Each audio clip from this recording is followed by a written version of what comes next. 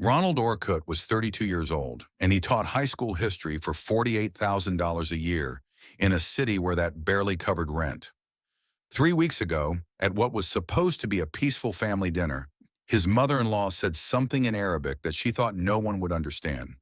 What she didn't know was that Ronald's mother understood every single word, and what happened next would tear apart his marriage, expose years of calculated cruelty, and teach him that sometimes the quietest people hold the most devastating truths.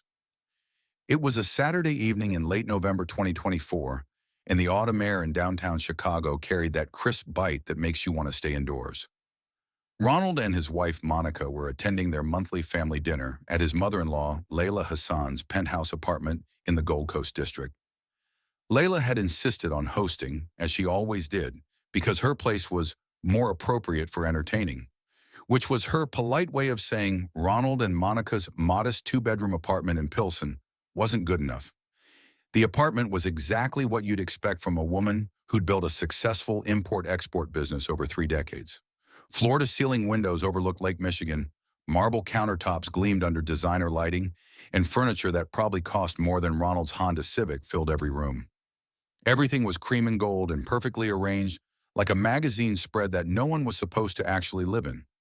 Ronald's mother, Patricia Orcutt, sat quietly on the leather sofa in her department store dress, the one she'd pressed carefully that morning, looking small and out of place among all that calculated luxury. If you enjoy stories of cultural revenge, hidden truths, and families torn apart by cruelty, like this video and subscribe to the channel now. There are brand new stories here every day, each one more intense than the last one you watched, and tell me where you're watching from. Patricia had raised Ronald alone after his father died when he was 7. She'd worked 2 jobs, cleaning offices at night and serving lunch at a school cafeteria during the day, to make sure her son could go to college. She never complained, never asked for help, and never learned to hide the tiredness in her eyes.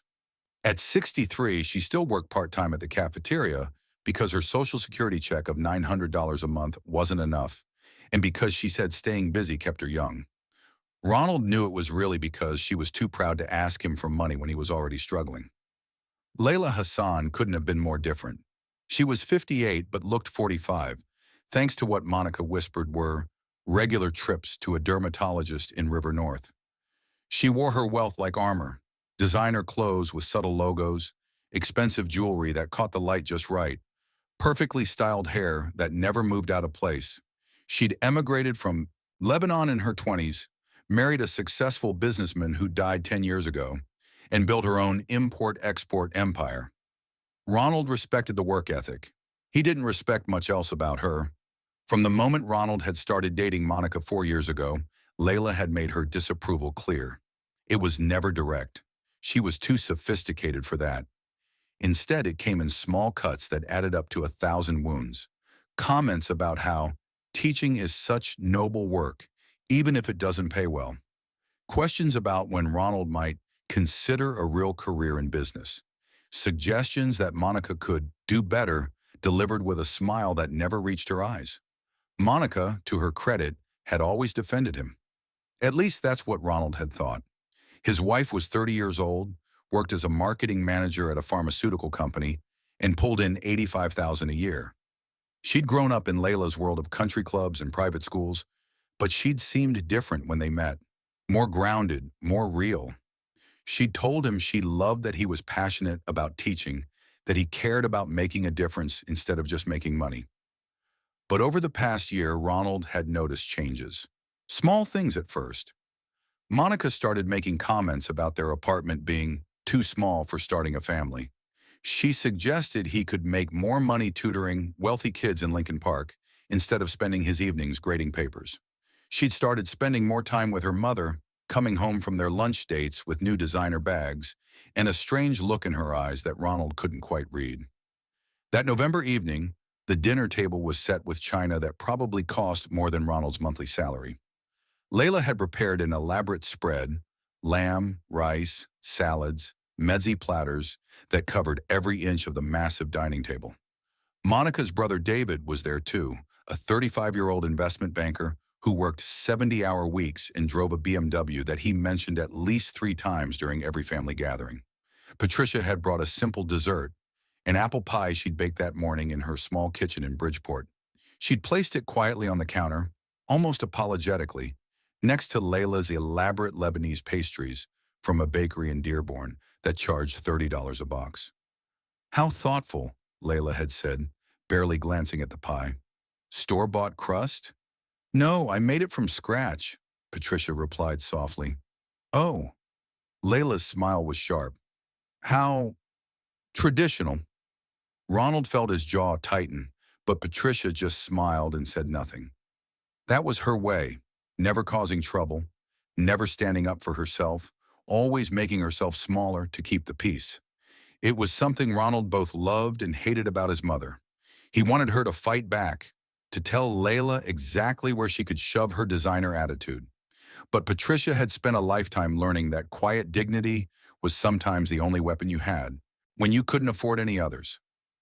The dinner started pleasantly enough. David talked about a merger his firm was handling, numbers in the millions thrown around casually, like they were discussing the weather. Monica laughed at her brother's jokes and refilled wine glasses.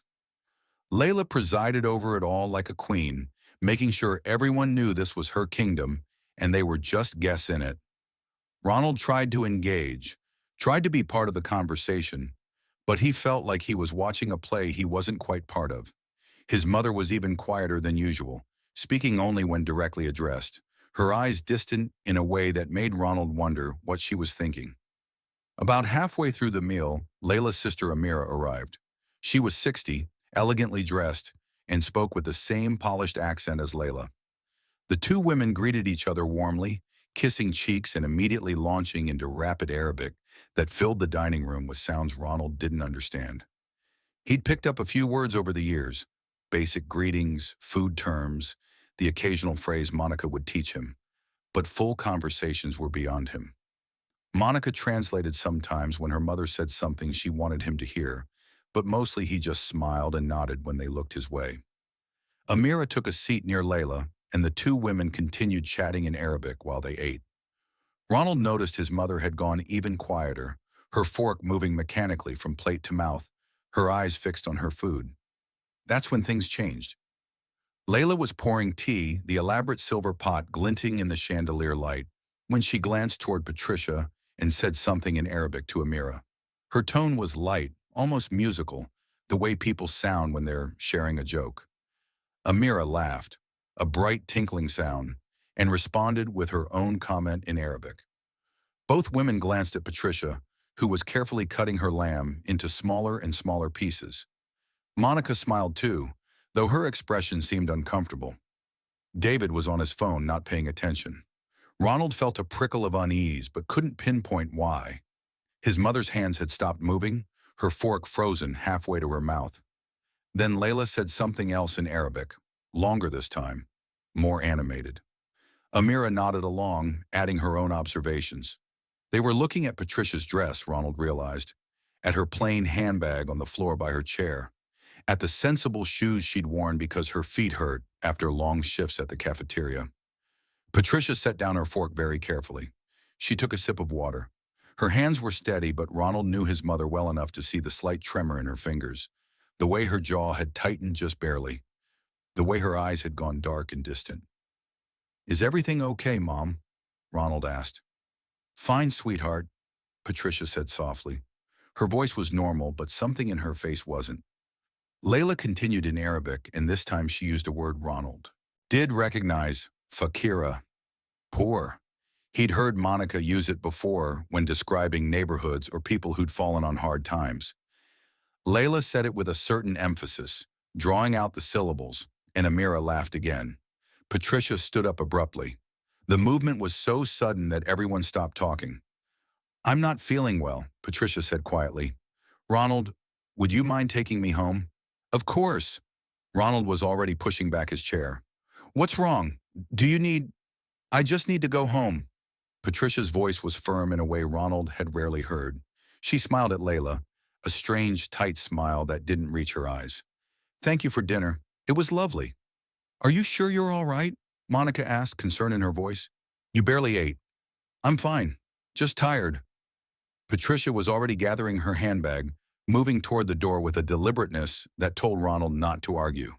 Layla said something in Arabic, probably a polite goodbye, but Patricia didn't respond.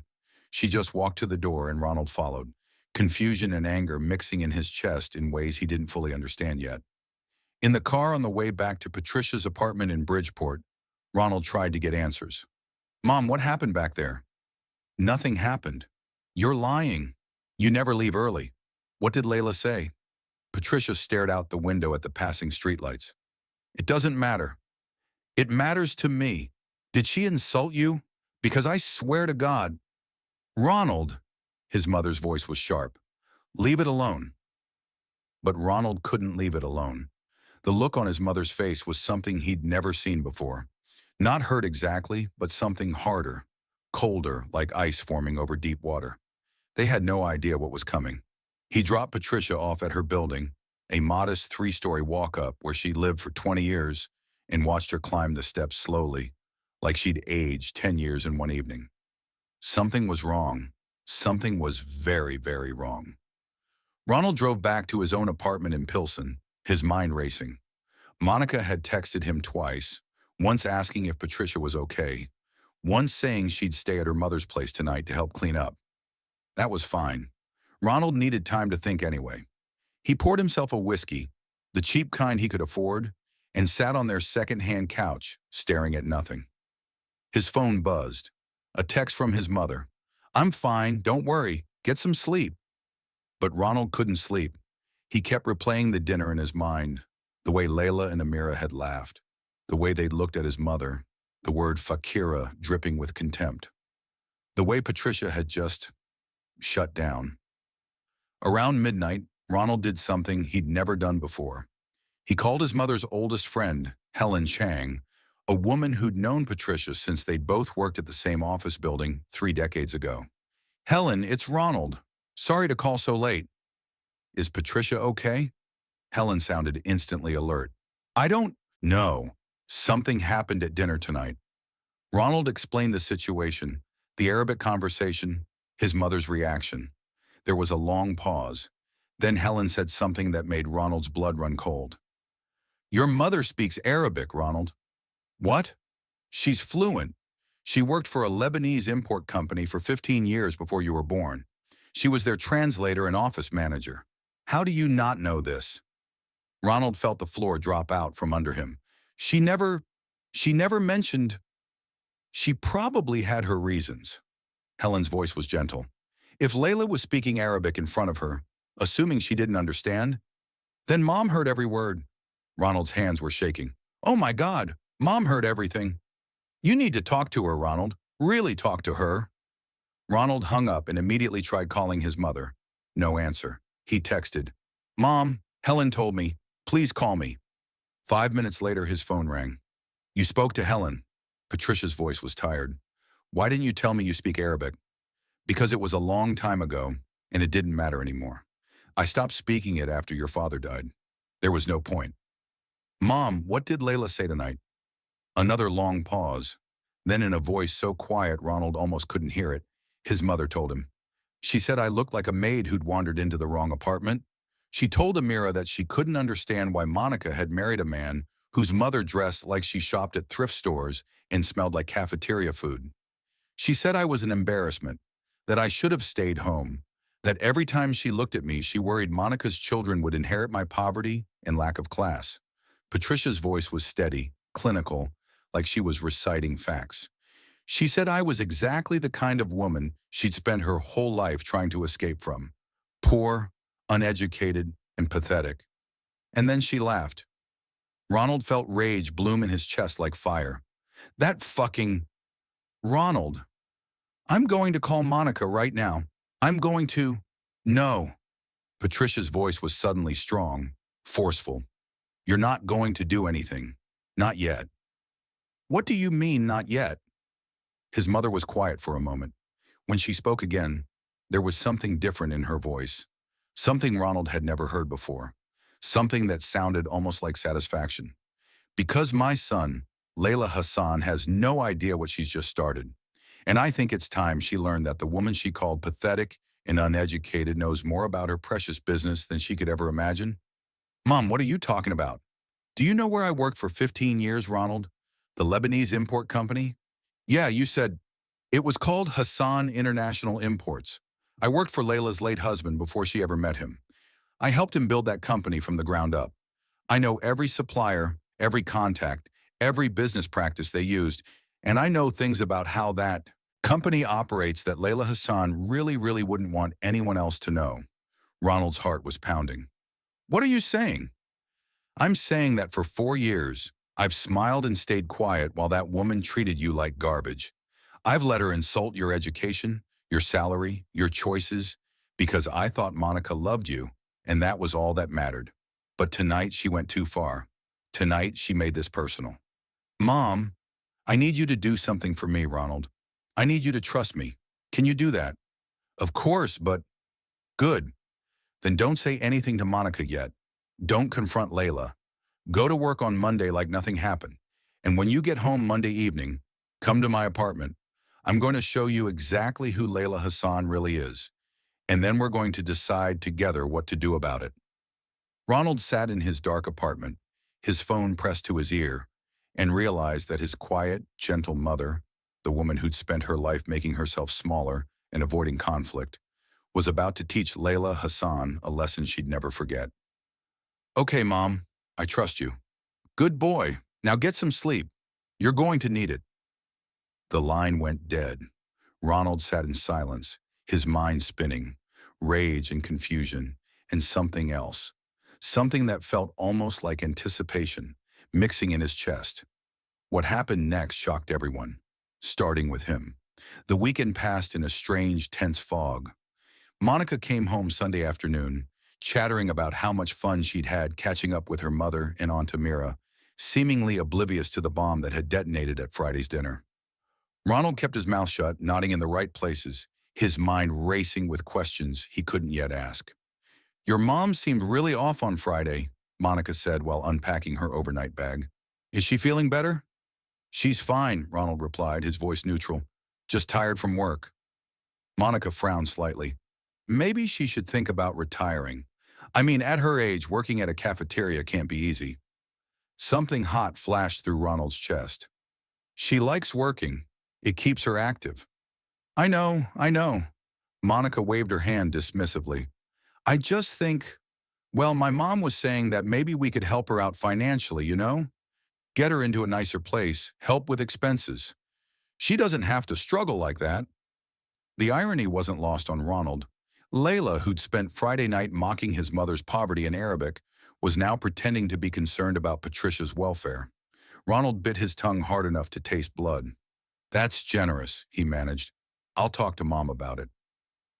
But he wouldn't, because Monday evening, everything was going to change. Make sure you're subscribed to this channel if you have not, because the ending of this story will blow your mind.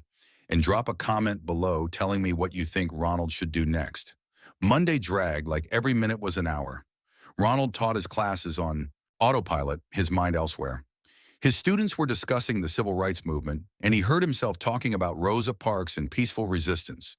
But all he could think about was his mother's voice on the phone. Steady, cold, determined. His mother had always been the picture of gentle compliance, avoiding confrontation at all costs. This new version of Patricia Orcutt was a stranger. At 3:30, the final bell rang. Ronald grabbed his messenger bag and drove straight to Bridgeport, his hands tight on the steering wheel. The November sky was already darkening, clouds heavy with the promise of snow. Patricia's apartment was on the second floor, a modest one-bedroom with creaky hardwood floors and radiators that clanged when the heat kicked on. Ronald had grown up in this building, and every inch of it held memories. Learning to ride his bike in the alley out back, doing homework at the kitchen table while his mother made dinner between shifts, the sound of her crying quietly in her bedroom after his father's funeral. He knocked, and Patricia opened the door immediately, like she'd been waiting by it. She looked different somehow, her spine straighter, her eyes sharper. She'd changed out of her work uniform into slacks and a sweater, and her hair was pulled back in a neat bun. Come in, she said. I made coffee. The small living room was transformed.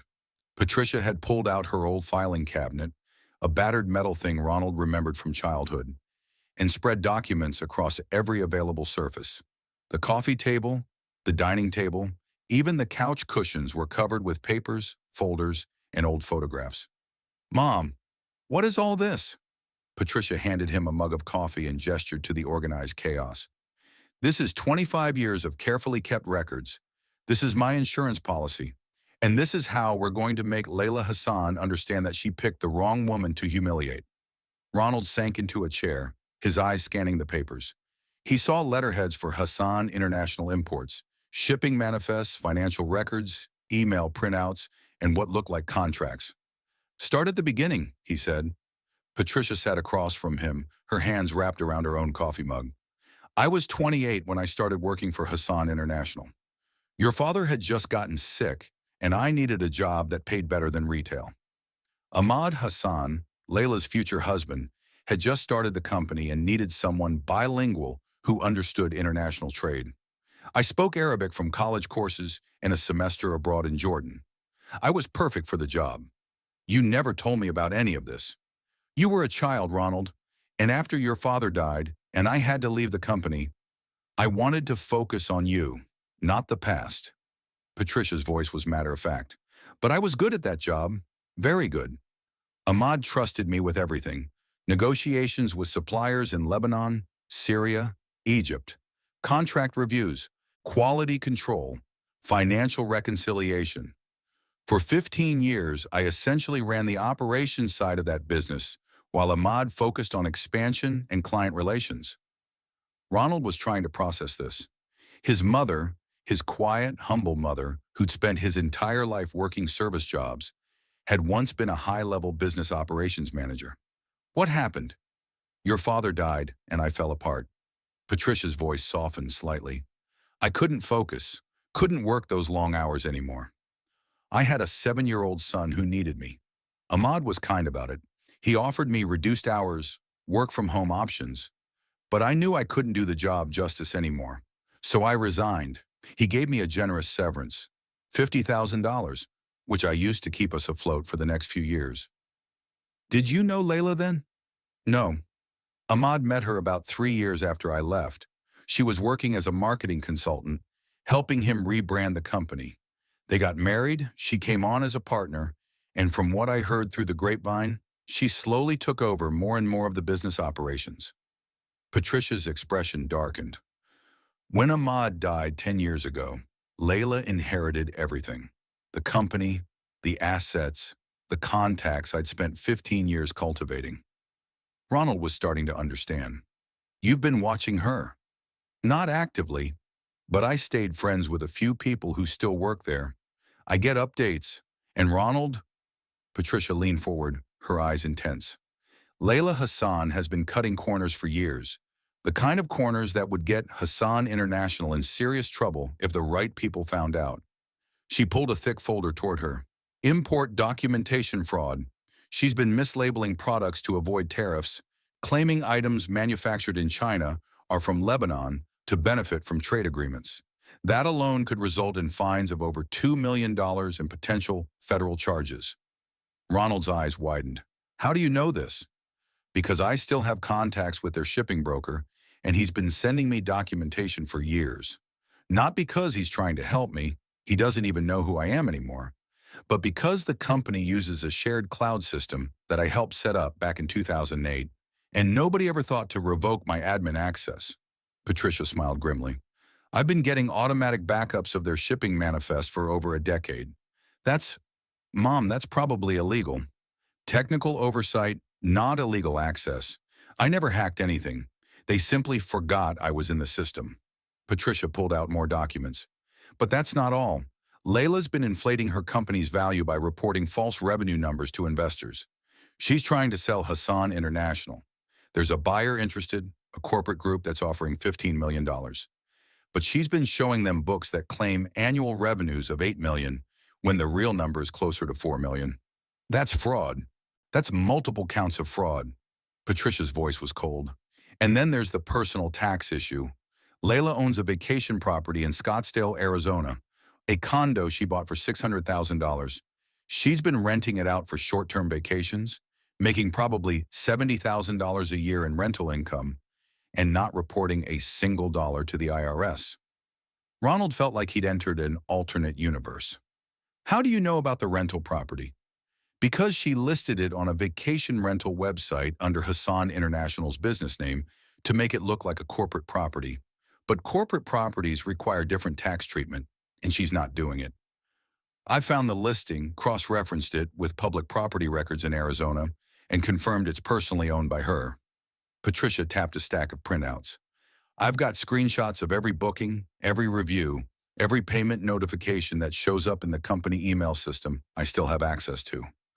Ronald ran his hands through his hair. This was insane. This was absolutely insane. Mom, what are you planning to do with all this? Patricia stood and walked to the window, looking out at the darkening street. That depends on you, Ronald, because this isn't just about me. This is about the woman your wife is.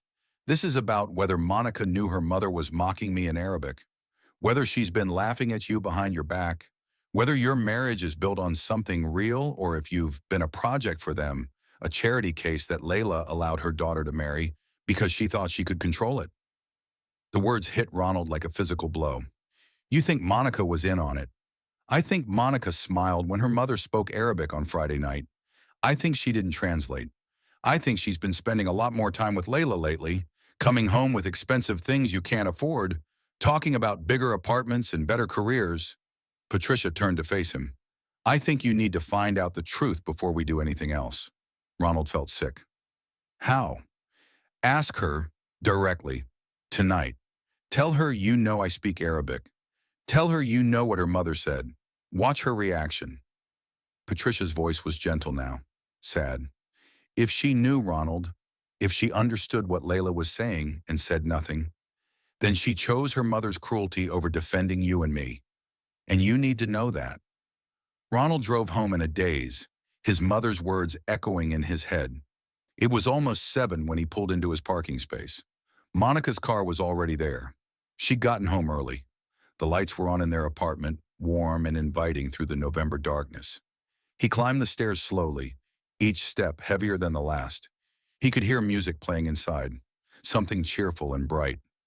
Monica was humming along. Ronald unlocked the door. Monica was in the kitchen cooking pasta, still in her work clothes but with an apron tied over her blouse. She turned and smiled when she saw him. Hey, perfect timing. Dinner's almost ready. We need to talk. Something in his voice made her smile fade. Okay, what's wrong? Ronald set his bag down. Did you know my mother speaks Arabic? Monica froze, her wooden spoon suspended over the pot. For just a second, less than a second, her face showed something Ronald had never seen there before. Panic. Then it was gone, replaced by confusion. What? No, your mom doesn't speak Arabic. She's fluent. She worked for Hassan International for 15 years as a translator and operations manager. She understood every single word your mother said on Friday night. The spoon clattered into the pot. Monica's face had gone pale. Ronald, Did you know what your mother was saying? Some of it was too fast. I couldn't. Monica, his voice was hard. Did you know your mother was calling my mother pathetic and poor? Did you know she was mocking her clothes, her job, her entire life? Monica's hands were shaking. Ronald, it's just how my mother talks sometimes. She doesn't mean, answer the question, did you know? The silence stretched between them like a chasm. Monica's eyes were filling with tears, but Ronald couldn't bring himself to care. All he could see was her smile on Friday night, the way she'd laughed along with her mother's Arabic jokes, the way she'd translated nothing, said nothing, defended nothing. I knew, Monica whispered finally. I knew what she was saying. But Ronald, I couldn't just, my mother was, Ronald felt something inside him break.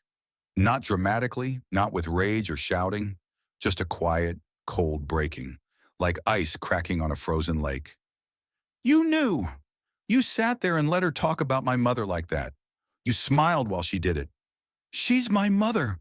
What was I supposed to do? Defend us! The shout came out of nowhere, surprising them both. You were supposed to defend the man you married and the woman who raised him. You were supposed to tell your mother to shut her damn mouth." Monica was crying now, mascara running down her cheeks. "You don't understand what it's like. My mother has opinions about everything, and if I disagree with her, she what? She'll cut you off? Stop buying you designer purses? Kick you out of the country club?" Ronald's voice was bitter. "Newsflash, Monica. We don't need any of that. I never needed any of that. But I needed you to have my back, and you didn't. Ronald, please. Does she do this often? Speak Arabic about me? About my mother? While we sit there like idiots not understanding?" Monica couldn't meet his eyes. That was answer enough. "How long? Ronald, how long has your mother been mocking us in Arabic while you smiled and said nothing?" Since we got engaged." Monica's voice was barely audible. "She didn't approve. She thought you were too poor. Too beneath you. I didn't think that. I don't think that." Monica reached for him, but Ronald stepped back. "But you let her think it. You let her say it. For 4 years, you've been letting your mother insult the man you supposedly love. And you've been smiling and nodding along. I love you, Ronald, I do. But my mother, she's difficult, and I've always had to just what? Just let her walk all over people? Just let her treat my mother like garbage?" Ronald grabbed his jacket. "I need to leave." "Where are you going?" "I don't know. Anywhere but here." "Ronald, please, we can work this out." He turned at the door. "Did you ever actually love me, Monica? Or was I just your rebellion? Your way of proving to Mommy that you weren't completely under her thumb?" "That's not fair." "None of this is fair." Ronald yanked the door open. "My mother spent 4 years being polite to your family, smiling through your mother's condescension, staying quiet while they mocked her poverty and my career choices. She did that because she thought you loved me. She thought our marriage was worth protecting. And all that time, you were betraying us both." "Ronald!" But he was already gone, taking the stairs 2 at a time, his vision blurred with rage and heartbreak. He got in his car and drove, not knowing where he was going, just knowing he couldn't be in that apartment with a woman who'd spent years lying to him through silence. His phone rang. Monica. He declined the call. It rang again, and again. He turned it off. Ronald found himself pulling into his mother's parking lot. The lights were still on in her apartment. He climbed the stairs on autopilot and knocked. Patricia opened the door, took one look at his face, and pulled him inside. "She knew," Ronald said. "She knew everything. For 4 years. His mother just held him, the way she'd held him when he was 7 and his father died, when he was 12 and got bullied at school, when he was 18 and got his first heartbreak. She didn't say, 'I told you so.' She didn't say anything. She just held her son while he fell apart." Later, when Ronald could breathe again, they sat at the kitchen table with cold coffee and the weight of betrayal between them. "What do you want to do?" Patricia asked quietly. Ronald looked at the files spread across his mother's apartment. Evidence of fraud, of deception, of a woman who thought she was untouchable. He thought about Monica's tears, her excuses, her 4 years of silence. He thought about Layla Hassan laughing in Arabic, confident that no one could understand her cruelty. They had no idea what Ronald and his mother were about to unleash, but they were going to learn. "I want justice," Ronald said. "Real justice, not revenge, justice. I want them to face consequences for once in their privileged lives. Can we do that?" Patricia looked at her son, her baby boy who'd grown into a good man despite everything, who'd chosen teaching over money because he wanted to help people, who'd fallen in love with a woman who didn't deserve him. "Yes," she said simply. "Yes, we can." If you're enjoying this story, hit that like button and let me know in the comments what you would have done in Ronald's situation. The next morning, Ronald woke up on his mother's couch with a stiff neck and a clear head. Patricia was already up, dressed in business casual, her old laptop open on the dining table surrounded by files and notes. "Coffee's ready," she said without looking up, "and I've made a plan." Ronald poured himself a cup and sat down across from her. His phone, turned back on, showed 37 missed calls from Monica and 23 text messages ranging from apologetic to angry to desperate. He ignored them all. "Tell me." Patricia pulled her reading glasses down her nose and looked at him seriously. First, I need to know you're sure about this. Once we start, there's no going back. Your marriage is probably over. Monica will side with her mother. Layla will use every resource she has to fight back. This could get ugly. It's already ugly, Mom. They made it ugly years ago. We're just finally responding. All right then. Patricia turned the laptop screen toward him. I've drafted 3 separate reports. One goes to the IRS regarding the unreported rental income. That's the easiest to prove and will trigger an audit. One goes to U.S. Customs and Border Protection about the import documentation fraud. And one goes to the Securities and Exchange Commission about the inflated revenue figures she's showing to potential buyers. Ronald whistled low. You're going nuclear. She called me pathetic. Patricia's voice was ice. She mocked the life I built for you while working 3 jobs and wearing second-hand clothes. She laughed at the woman who helped her dead husband build the empire she's been living off for a decade.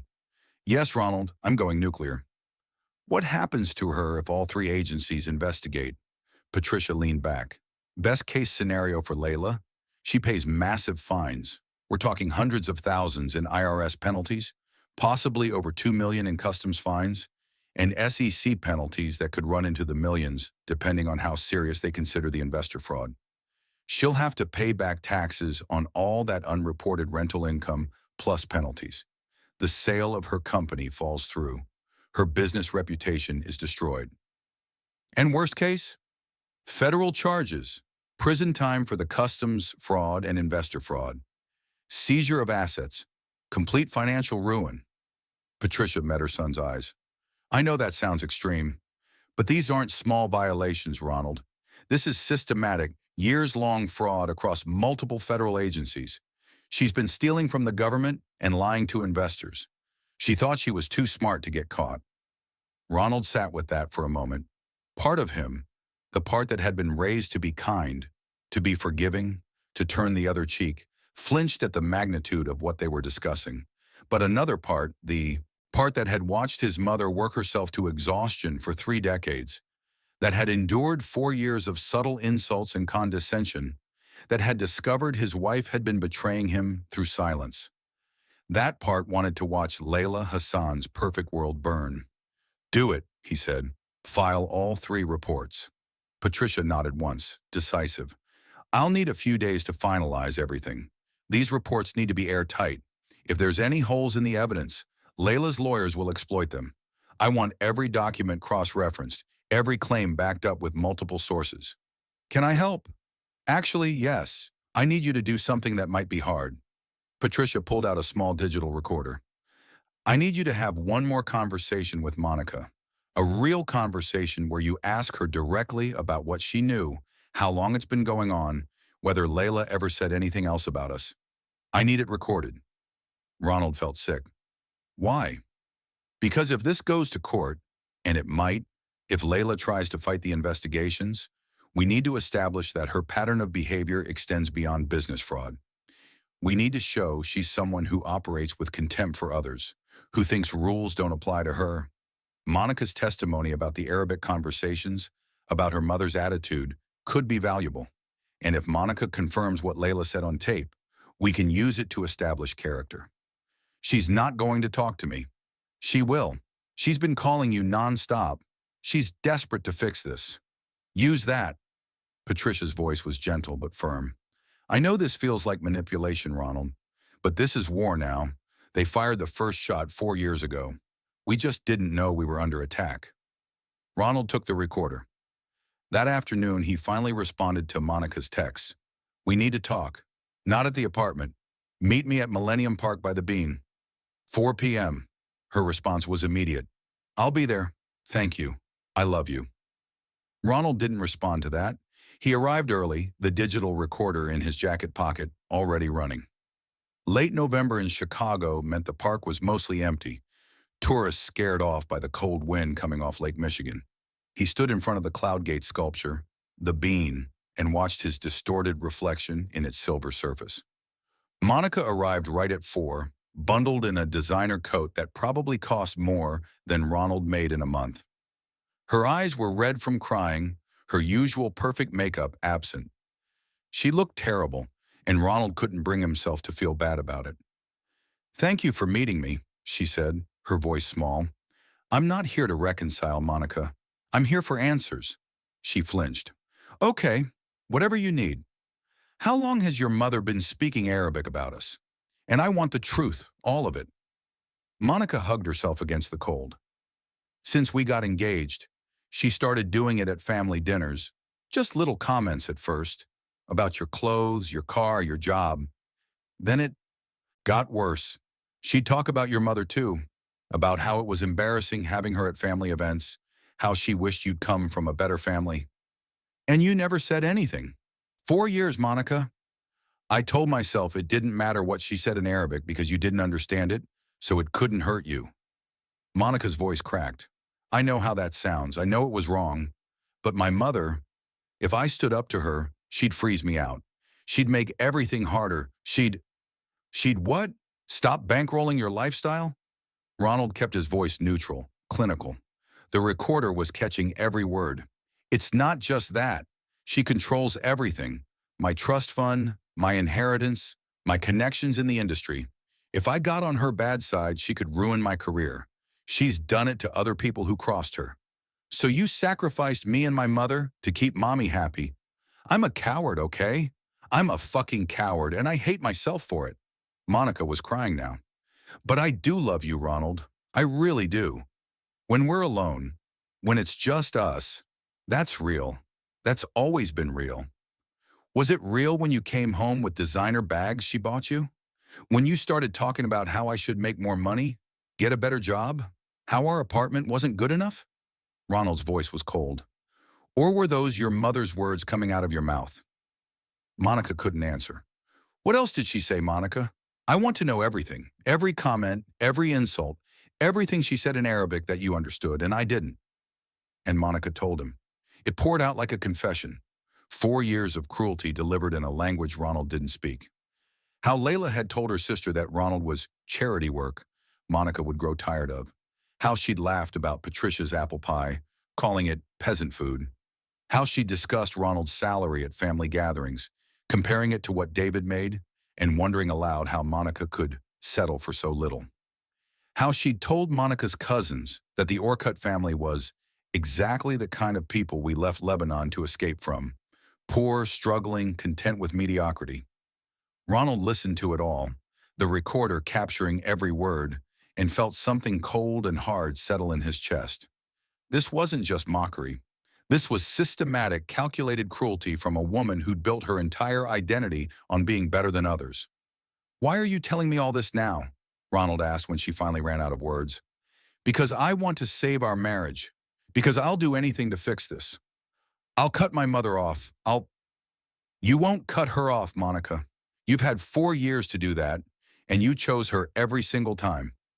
Ronald pulled out his phone. I'm filing for divorce. My lawyer will send the papers next week. Ronald, no, please. Monica grabbed his arm. We can fix this. I'll go to therapy. There's nothing to fix. You showed me who you are. You're your mother's daughter. You just hide it. Better. He pulled away from her. Don't contact me again. All communication goes through lawyers from now on. You can't do this. I love you.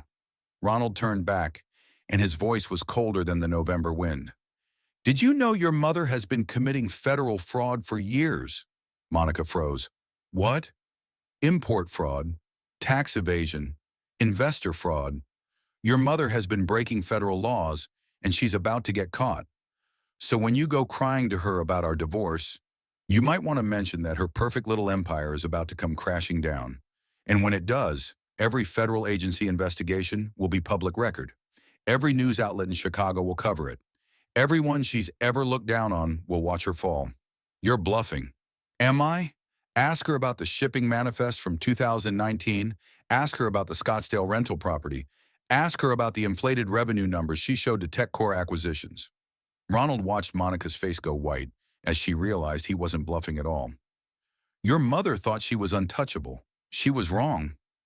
He walked away then, leaving Monica standing in front of the bean, her reflection as fractured and distorted as their marriage had always been.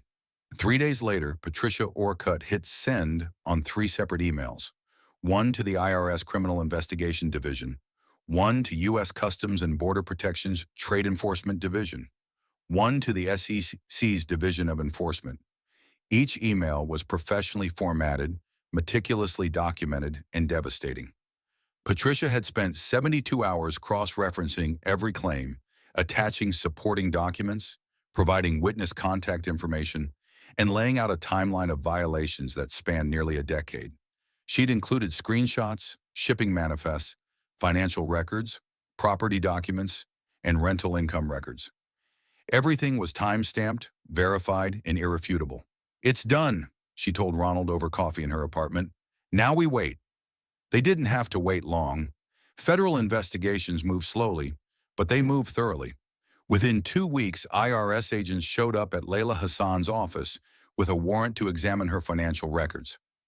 Within 3 weeks, customs enforcement officers were interviewing her shipping broker and seizing documentation. Within a month, the SEC had frozen the sale of Hassan International pending investigation into her financial disclosures.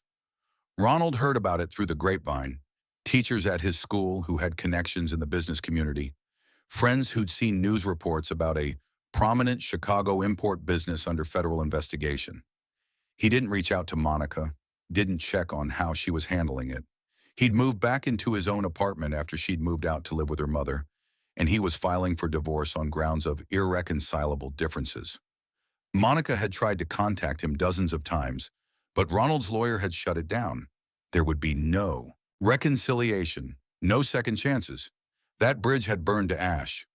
2 months after Patricia filed her reports, Ronald got a call from an FBI agent. "Mr. Orcutt, this is Special Agent Maria Torres with the FBI's White Collar Crime Division. We're working in conjunction with other agencies on the Hassan International investigation, and we'd like to speak with your mother, Patricia Orcutt.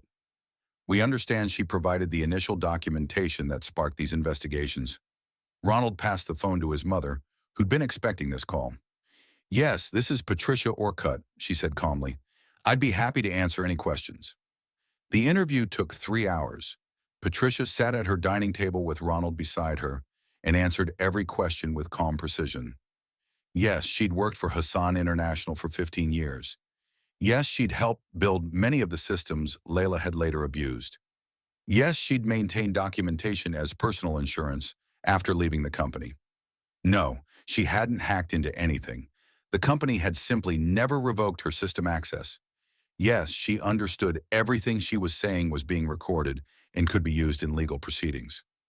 When Agent Torres finally closed her notebook, she looked at Patricia with something like respect.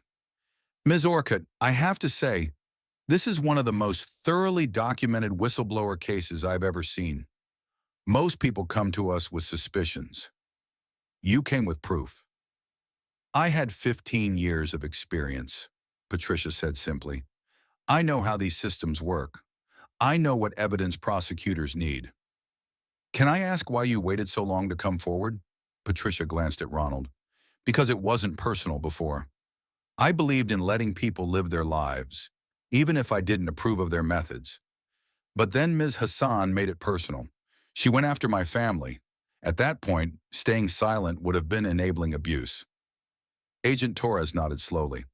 "For what it's worth, you did the right thing. Companies like Hassan International get away with this kind of fraud for years because people are too afraid or too compliant to speak up. You weren't." After the agent left, Ronald looked at his mother. "How are you feeling?" "Tired," Patricia admitted, "but satisfied. They have everything they need now. The investigation is out of our hands. Do you think she'll go to prison?" "I think she'll probably take a plea deal, pay enormous fines, accept probation, lose her business license. But yes, I think there's a real chance of prison time for the customs fraud. That's a federal felony with mandatory minimums if they can prove intent." Patricia sighed. "Part of me feels bad about that, but a larger part remembers her laughing at my dress, calling me pathetic in a language she thought I couldn't understand, and I feel less bad. She earned this. Yes, she did." The resolution came faster than Ronald expected. 4 months after the investigations began, Layla Hassan was indicted on 11 federal charges, 6 counts of customs fraud, 3 counts of tax evasion, and 2 counts of securities fraud. The news hit the Chicago business community like a bomb. Ronald saw the headline on his phone while eating lunch in the teacher's lounge. Prominent Chicago businesswoman indicted in multi-million-dollar fraud scheme. He read the article carefully. Layla's lawyer had issued a statement proclaiming her innocence, but the evidence was overwhelming. The Scottsdale property had been seized. Hassan International had been shut down pending resolution of the case. Estimated fines and restitution could exceed $4 million. If convicted on all counts, Layla faced up to 20 years in prison. There was a quote from an unnamed federal prosecutor. This case demonstrates that no one is above the law, regardless of their wealth or social status. Ms. Hassan believed she could commit fraud with impunity. She was wrong. Ronald forwarded the article to his mother without comment. She replied with a single emoji, a scales of justice symbol. 3 weeks later, Layla Hassan took a plea deal. She pleaded guilty to 4 counts of customs fraud and 2 counts of tax evasion in exchange for the securities fraud charges being dropped. Her sentence, 30 months in federal prison, 5 years of probation upon release, and $3.2 million in fines and restitution. Her business was dissolved, her assets were liquidated to pay the fines, and her business license was permanently revoked. The woman who'd mocked Patricia Orcutt for being poor would be leaving prison with nothing. No business, no reputation, no wealth. She'd be starting over at 60 years old, a convicted felon, with her name permanently attached to one of Chicago's most publicized fraud cases. Ronald met his mother for coffee at a diner in Bridgeport on the day Layla's sentencing was announced. "How do you feel?" he asked. Patricia stirred her coffee slowly. "Honestly, conflicted. I'm relieved that she's facing consequences. I'm satisfied that the law worked the way it's supposed to work. But I don't feel joyful about it, Ronald. I don't feel victorious. I just feel tired. You think we went too far?" "No. I think we went exactly as far as we needed to go. She committed serious crimes and she's facing serious consequences. That's justice, not revenge." Patricia looked at her son. "But justice doesn't feel as satisfying as people think it will. It's not a fireworks show. It's just closure." "Monica tried to call me yesterday," Ronald said quietly. "I didn't answer." "How's the divorce going?" "Almost final. She's not fighting it anymore. I think she's too busy dealing with her mother's situation." Ronald took a drink of his coffee. "She sent me an email, said she was sorry, that she understood why I did what I did, that she wished things had been different." "Do you wish things had been different?" Ronald considered that. "I wish I'd married a woman with a spine, someone who would have stood up to her mother, defended us, chosen our relationship over her family's money. But Monica wasn't that person, and probably never could be. So no, I don't wish things had been different. I wish I'd seen who she really was sooner." They sat in comfortable silence for a while, watching traffic pass on the street outside. Finally, Patricia spoke. "I need to tell you something, Ronald, about why I really did this." "Okay." "It wasn't just about the insults at dinner. It was about you." Patricia's voice was soft but intense. "For 4 years, I watched them make you smaller. Watched you start questioning whether teaching was enough, whether you were successful enough, whether you deserved Monica. You started measuring yourself by their standards. Money, status, appearances. You were losing yourself trying to fit into their world. And I couldn't watch that anymore." Ronald felt tears sting his eyes. "I raised you to be kind, to work hard, to help people, to find meaning in what you do. And you became exactly that, a teacher who changes students' lives, who makes a difference every day. That's success, Ronald. That's real success." And Layla Hassan, with all her money and her business and her designer clothes, never understood that. She never understood that the poor, pathetic woman she mocked had raised a son worth 10 of her daughter. "Mom, let me finish. I didn't bring her down for me. I brought her down for you. Because you deserved to be free of people who made you feel like you weren't enough. Because you deserved a fresh start with someone who would value you properly. Because my son is worth more than they ever gave him credit for." Ronald reached across the table and took his mother's hand. They sat like that for a long moment. Two people who'd been through hell together and come out the other side scarred but stronger. Later that evening, Ronald sat in his apartment now, not his and Monica's, and thought about lessons learned, about pride and humility, about the danger of judging others by their circumstances rather than their character, about how the quietest people sometimes have the sharpest teeth. He thought about Layla Hassan, who'd spent her life believing that wealth and status made her superior to others, learning in a federal courtroom that she was subject to the same laws as everyone else. He thought about Monica, who'd chosen comfort over courage and was now living with the consequences. He thought about his mother, who'd worked 3 jobs and worn second-hand clothes and raised a son who chose teaching over money because she'd taught him that meaning mattered more than status. The lesson, Ronald realized, wasn't about revenge. It wasn't even really about justice, though justice had certainly been served. The lesson was simpler than that. Never underestimate the person you're insulting. You never know what they understand, what they know, or what they're capable of doing when you finally push them too far. Layla Hassan had looked at Patricia Orcutt and seen a poor, uneducated woman who was beneath her notice. She'd mocked her in Arabic, confident in her superiority, certain that someone like Patricia could never touch someone like her. She'd been wrong, and that mistake had cost her everything. If you enjoyed this story, like this video, and leave a comment telling me what you thought. And if you're not already subscribed to the channel, please subscribe and hit the notification bell to get alerts for new stories like this one.